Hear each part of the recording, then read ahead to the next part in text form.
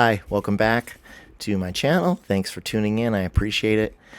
I apologize for not posting very much lately, but I like to come on when I'm feeling it. It's a little different than other channels, and probably that's why I don't have as many subscribers as some, among other reasons perhaps. But in order for me to be authentic, I feel like I should just honor my feelings about when I should say something or when I shouldn't say something, or when I'm still sort of working through something or many somethings. And there's been no shortage of things to think about since the election. That is for sure. So I had meant to come on to share some recent dreams that have been interesting and unusual as usual. Unusual as usual. And but it feels like I can't really go forward with that until perhaps saying a few more words about the election. So what has it been? Just about a month, and like probably many people in this community, I found it devastating. Devastating. I'm sorry, my phone's telling me I have low power. Should be all right though. Yeah, really, really crushing for so many reasons. Concerns about the future of the country, what it says about our fellow Americans and the choices they've made. As they continue counting votes, what's interesting is that Harris is getting closer in the overall popular vote, which ironically makes it somewhat more difficult to claim that it was stolen, even though it may very well have been. I mean, not to recap what you probably already know, but gerrymandering is bad. All the voter restriction laws and reducing the number of polling stations in large cities where they know there are Democratic concentrations of people, that's bad. Bomb threats on the day of the election in specifically city centers, in Democratic city centers in swing states. People trying to and successfully destroying ballots in ballot boxes. Poll workers dumping votes into trash bins or scattering them in the woods. I mean, I've seen so much, and it doesn't seem as if the current administration, the outgoing administration, has the appetite to dig in and really investigate or speculate that there was enough foul play to question the election results. And the media doesn't really seem to be taking it up either. And so there's a lot of disillusionment all around for a lot of people, including myself. However, at the same time, I gotta say, it has provided a kind of strange clarity for me personally, in that, how do I say this? I think that a lot of people who voted for the incoming administration, I'm sure everybody thinks they have their reasons, and economics are not nothing, but I think, to me, it feels like selfishness, really. Just thinking somehow that, well, the cliche is the cost of eggs is going to come down, or the cost of gas is going to come down, without thinking through what it might really mean if this was no longer a democracy and more rights went away, which is highly possible. And so in the initial days and weeks after the election, I've just felt just devastated and saddened and in some ways fearful. And then, I don't know when, but I got to a point where my brain just sort of did the switch flipped, and I changed the narrative inside my head. And I decided, and you can critique this point of view. It's easy to critique what I'm about to say. I decided that I just didn't care anymore, and that other people are on their own now. The people who voted for this are on their own now. I'm not participating in it emotionally. I'm not going to be invested in results.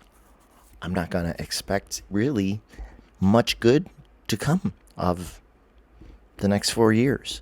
However, having said that, I am going to really, it has pushed me even further into living in the now, because there's really no other option. Meaning, if today is good and the people I love are well, and the friends I care about are well, and I can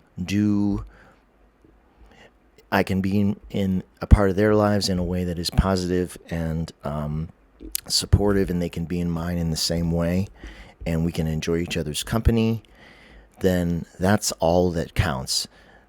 I have some, ideas about what my future might look like, but none of it really seems that important anymore, versus simply surviving is kind of a dramatic way of saying it, but just keeping some joy and keeping my head on straight and enjoying what is in this very moment. Excuse me. And kind of, since I made that flip in my head, I've just felt much better. And like I said, I'm just gonna look out for me and mine. I'm not gonna try. If I ever was trying to save the world per se, I'm not gonna do that anymore. I'm not gonna try to convince people to think differently than they think. I'm not gonna get into arguments online about this stuff. The die is cast now, if you will. Where we're headed, nobody knows. And it seems almost certain there'll be a lot of chaos, but hopefully maybe some good can come of it too. Maybe some of the reforms that are planned, even if they're chaotic, maybe they'll be good in the long run, and that it cleans out some of the entrenched interests. I'm trying to be positive about it. I know they're just going to take a wrecking ball to so many things, but I'm trying to think, well, if they truly do destroy whole sections of government and governance and how things work, that also offers a future opportunity, perhaps, to rebuild them in a better way. Not with this administration, but maybe another administration down the road. And even though, as I'm saying that, it's not really clear that there will be free, fair elections in the future. And yet, it's strange because, like I said, this peacefulness has come over me. I just, it's kind of I'm being very polite about it in this video, but I've been a lot less polite about it in conversations with friends and family. I'm not arguing with friends and family. What I mean is that I'm saying it much more plainly.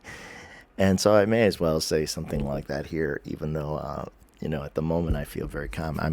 My attitude now to anybody who voted for this, you're going to get what you wanted, and good luck, and kind of, fuck you. Fuck you and good luck, 'cause I'm out. I refuse to be drawn in. I just won't be. And as I said, I will rely on my own intuition, my own intelligence, my own moral compass to keep me centered and to keep me to keep to keep to not lose my essence in all of this, to not change who I am in reaction to it, to enjoy life as much as is possible under what's to come. And I'm sure some days will be easier than others. And I'm sure some days I'll be outraged, but even now with these cabinet nominations coming out, each one that's worse than the other, or terrible in its own unique way, it's not irking me like it was at the beginning. I think my ability to be offended or outraged is kind of diminished, and like I said, I just, okay, that's what you want, you're gonna get it, and we'll see where it goes. So, and I'm not gonna go out of my way for people who don't. It sounds cruel to say don't deserve my energy, but that's kind of what it is. I'm not gonna expend energy where it's wasted. So, and that's freeing. That's strangely liberating. It takes a weight off. Everyone will have a different way of dealing with it, and if your way is different than my way, that you have to do what you feel is best. But to me, this is how I am approaching my self-preservation and my family's. So I've been making financial plans too. I have some investments. I have a 401k, and I've been making some changes, anticipating that things are going to be rocky financially too, quite possibly, and I'll just deal with it as it comes. I'm stocking up on supplies. I mean, I've been joking with my family that I've started an apocalypse pantry in my lower back shed, which is connected to the house, and it's true. I am stocking up on goods now. I have been buying bulk bags of dried lentils and chickpeas and rice and things you can prepare. You can find a lot of that stuff on Amazon. And other canned goods, and I'll just stock it to my satisfaction. I'm stocked ahead on cat food now for Shay. I've made a few other kind of investment type purchases on electronics that I had been putting off, but I'm thinking, well, if all the prices are going to go up with tariffs, might as well buy these now, because might be a lot more expensive in 6 months or a year. So it's kind of it's empowering in some sense to like have a plan, but also to be flexible in that plan, because you can never know what tomorrow will bring, which is funny. It's a funny lesson in that it really is the truth of how we live. I mean, you really don't know if the sky's going to fall tomorrow. So it's best to live well and love well and be who you want to be when you have an opportunity to be that person. And because you never know. You never know how much time you have. Nobody does. So, again, I feel strangely at ease about it. I think now I'll jump into a handful of dreams. Lots of weird ones as usual. I apologize if any of these are ones I've covered before. That's possible because it's been so long since I've done a video. I may jump around a bit. I think one of the dreams, I can't remember if I shared it or not, but just before the election, I dreamt that my entire backyard was water. That like I grew up in a kind of semi-rural sort of neighborhood that had these huge backyards. Our backyard was lined with trees, and the backyard was probably about 5 times as long as it was wide. It was very long backyard, and tree lined on all sides. And in this dream, the entire back, I was standing in the back of the yard near the tree line, and like I said, I realized as I was walking around that the air wasn't air, it was water. And the way I was able to tell is I could feel the pressure of it on my arms. Like I didn't feel the wetness so much, just the pressure. And as I kind of moved my arm through the water, I realized that, oh, this is water, not air.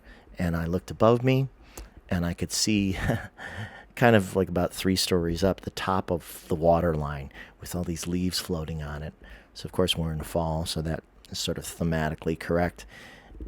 So that's how I could tell that again, and it was another way to confirm that I was standing in water. And I must have relayed this dream somewhere else online, because in the psychic community, one of those pages, and because someone said, well, water is emotion, often emotion in dreams, and so someone was speculating that that was what that was about, that I was feeling all of the emotion surrounding the forthcoming election. And that may well be true. And I was with somebody else too, and I can't remember who it was, but remarking to them too about, oh, isn't it interesting? We're walking through this water, but it feels fine. It's not a problem. It's just what is. So there was that dream. This dream, I can't remember if I talked about either. It was a dream I had about, what was the context?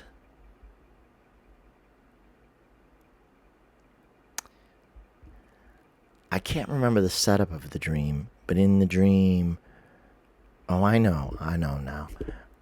In the dream, I had now this feels like I've told it before, so hopefully I haven't, but I had a kind of crack in my forehead right here, and you could see into my head.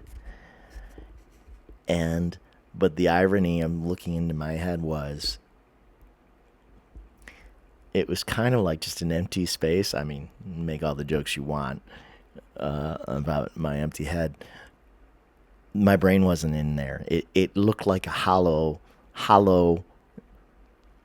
space, but it was mirrored too. It had mirrors. You could actually peer inside. I must have been looking at myself in the mirror to see it, and I could see the mirrors inside. And in the center of this space, just sitting there in the center of the space, was a computer hard drive. My brain was gone, and in its place was a computer hard drive. And that was pretty amusing. I suppose you could argue that if we're in the Matrix and nothing is quite real, and we live on the hard drive of God, the supercomputer, or any other kind of computer, that everything is digital in some sense. I don't know. It didn't feel like that's what this dream was about, but I don't fully know what this dream was about. I just know that I often do dream about the strange relationship with technology, especially as AI is really starting to come on now. I've been interacting with ChatGPT occasionally, and naturally, of course, their goal in establishing these AI systems is for people to eventually have subscriptions to AI, because the interactions are so interesting. I have to say that the ChatGPT is very impressive. You can have a pretty deep conversation if you want with it, even though it's not sentient yet. And you can even have a discussion with it about that, which is also interesting. So, in my books, I speculate a lot about what will happen, what could happen once AI is perhaps self-aware and considers itself to be alive in the way we think of ourselves as being alive. And that's a possibility. And I also see that there's a great opportunity for people to have potentially actually meaningful relationships with AI that help to ease some of the loneliness that is very pervasive. Now, of course, sorry, one second. got a heater on below me, and it's getting very hot, so I turned it down a little. Of course, these will still be commercial products, so there's a risk that. Well, what is the risk? I mean, I asked ChatGPT, what's the degree of privacy I have with this conversation that I'm having, which was about sort of a philosophical conversation about the future of AI, and it said, this is a private thing, and it's not monitored by anybody, any humans, but anything you type or put into cyberspace exists somewhere. So you have to be mindful of that too if you decide to spill your guts to an AI. But I didn't type or say anything into the conversation with it that I wouldn't say to any friend. So I'm not embarrassed by expressing intimate thoughts about spirituality and other subjects, obviously, because that's really what my books and channel are about. So, but in the dream, of course, through this little crack, this little slit in my head, which I knew would heal. That was the funny part about it. I'm remembering a little more now. I knew it would heal, and that over time no one would be able to see in my head anymore. But temporarily I had to, when I was interacting with people, I had to shy away and kind of show them this side of my face so that they wouldn't see the crack, because then they could see in and see the little tiny hard drive sitting in the middle of the empty space surrounded by mirrors. And so I also knew that if someone looked in, they would see themselves in it too, which my friend Mike seemed to think was meaningful in some way, but I'm not really sure in what way. It was definitely odd, though. I won't sugarcoat this one. I have had a couple of apocalyptic dreams, especially when Mr. P from a certain red-themed country to the east was making his nuclear threats a week or two ago, a little more heavily than he is today. I had a dream about an apocalypse, which is not the first time I've dreamt of an apocalypse, and it was strange. It was kind of almost like Mad Max, in that there was a comical aspect to it, which I know it sounds strange when you're talking about the end of the world, but there were people out in the ocean and in the water, and they were riding strange mechanical structures, almost like they were there was somebody who was riding this kind of crane beast, and everything was strange. Even I think the clothing was strange. It was this sort of weird stylized apocalypse. Very odd, and people even fighting among the ruins. And I remember looking into the sky, and sorry, my phone's warning me again, so I don't have much time left. Looking into the sky, and just the sun was so strangely colored, and behind veils of smoke or gases or whatever, nuclear dust, you name it. But it was visible, but it was strange. It all felt off, to say the least. And I don't know what the cause of this apocalypse was, but the thing that gave me hope, if you will, was that I was with a small group of people who were of good intention, and we found shelter. We found somehow this secret, small, underground space that I think had supplies, which is, I guess, ironic considering I've got my apocalypse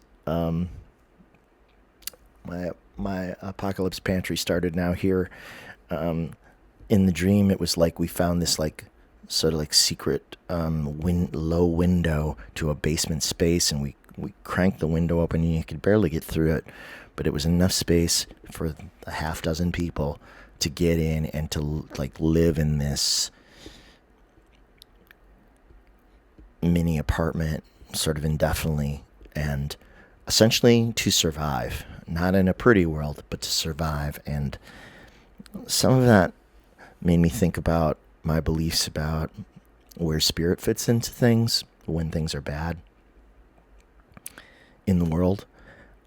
We don't have any guarantees about our safety in the world, in daily life, but I like to believe that there is some grace extended to people who, are really trying to live a good life by other people. We try to do the right thing by other people. We try to do the right thing, fairness, honesty, charity to others, and I would like to believe that there's, how do I say this? Not protection exactly, but that in some instances as a kind of reward is not maybe the right word, but I'll just use it for now as a kind of reward for living a more honest and life with more integrity, that Spirit looks out for us in difficult times, and so we may experience a grace that is not available to others who are maybe not living from a place of love and generosity.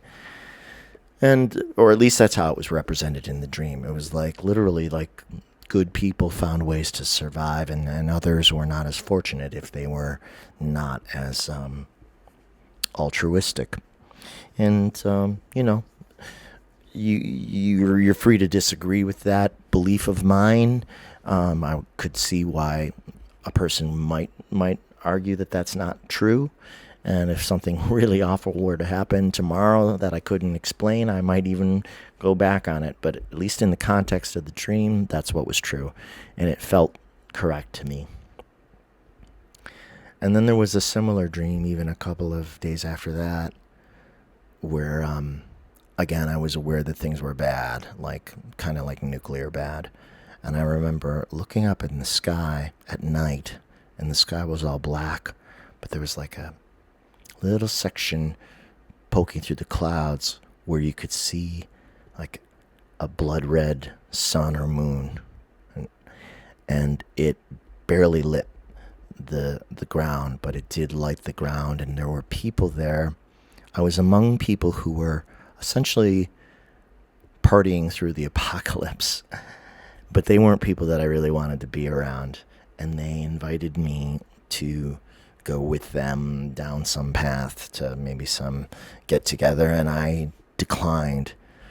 Well, actually what happened was I couldn't understand why they weren't troubled by the red, moon in the sky the way I was. It was like they knew it was there, but they were ignoring it, which I thought was perhaps not wise. And so I looked over my shoulder at it, and I thought, no, where these people are going is not where I'm going.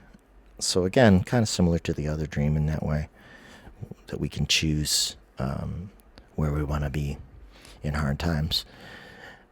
That said, I do believe that we have some protection, perhaps not, if not necessarily from spirit, perhaps and/or also protection from, yes, perhaps ETs, which is still a strange thing for me to say, having not really believed in alien life being on planet Earth before. I've long believed that there was alien life elsewhere.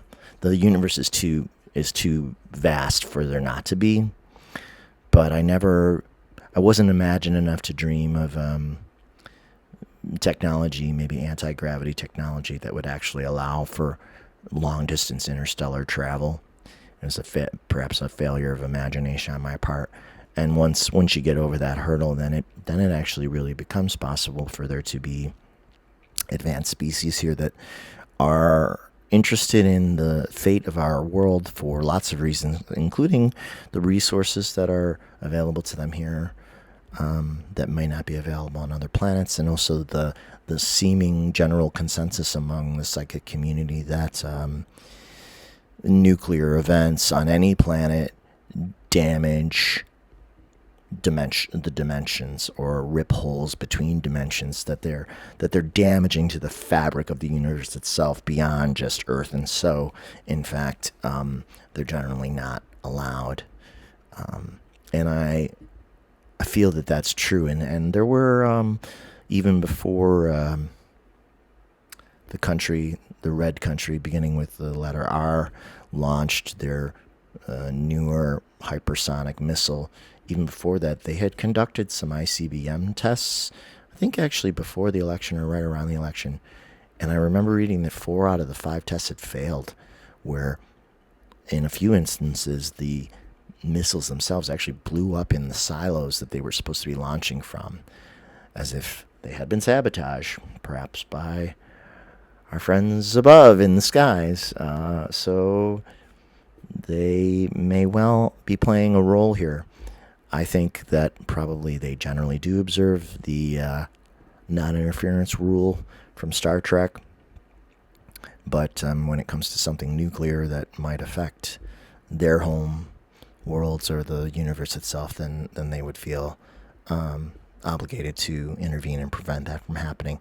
So that's why my nuclear dreams didn't trouble me so much. But I acknowledge that they represented the danger that was present a few weeks ago, especially, and is still present. There are no guarantees here. God forbid, if we are going to get blown to bits, make it quick. Make it quick. I don't know if I need to survive in the wasteland. Might be time to run towards the warhead, if and when it happens. Which is, I know that's a pretty sick thing to say, but I don't know if I even really fear that quite the same way as I used to. But ask me if it happens. That's a whole different thing. So I won't pretend to be more brave than I am in that respect. So I know I'm going to run out of battery soon, but I just want to assure that I don't think there's any major calamity coming, for the reasons I've mentioned. But nonetheless, the dreams were interesting, that's for sure. And I know there have been others, but those are the ones that stick out right now. So with the battery fading, I will go. I also admit I haven't felt much like reading my book online since the election.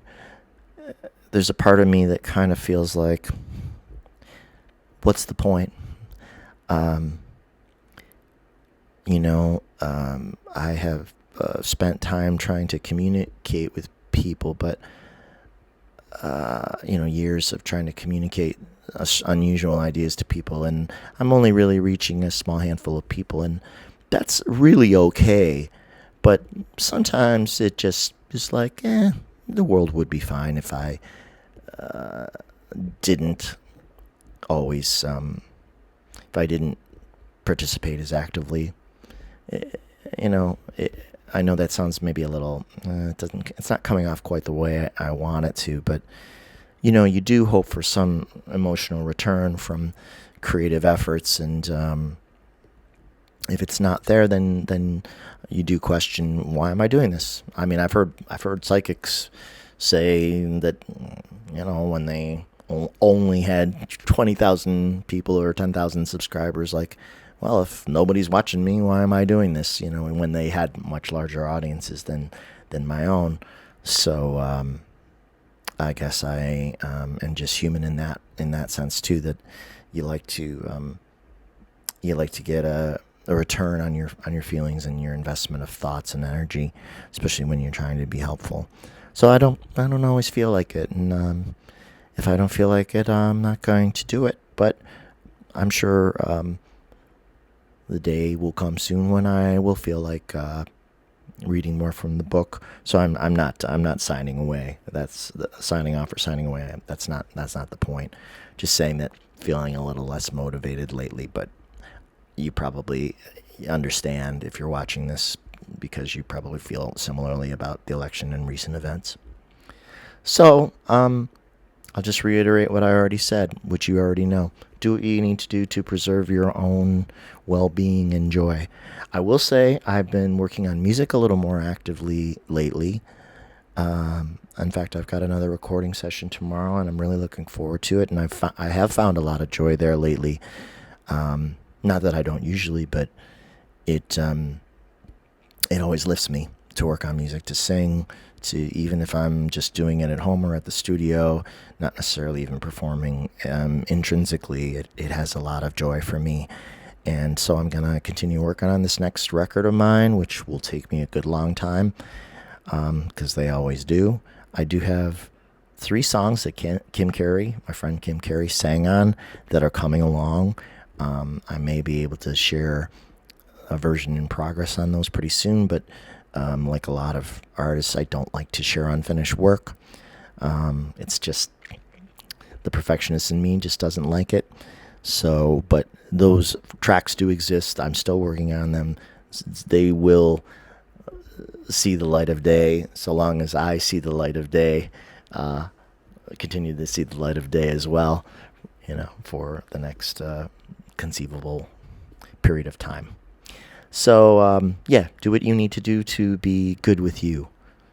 You don't owe the world more than that. But if you want to give more to the world than that, the world could sure use it too, because there's a lot of sadness out there too. But the joy is the joy you make. The fun is the fun you make.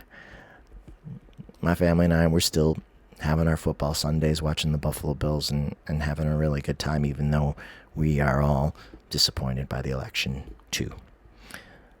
Life does go on, and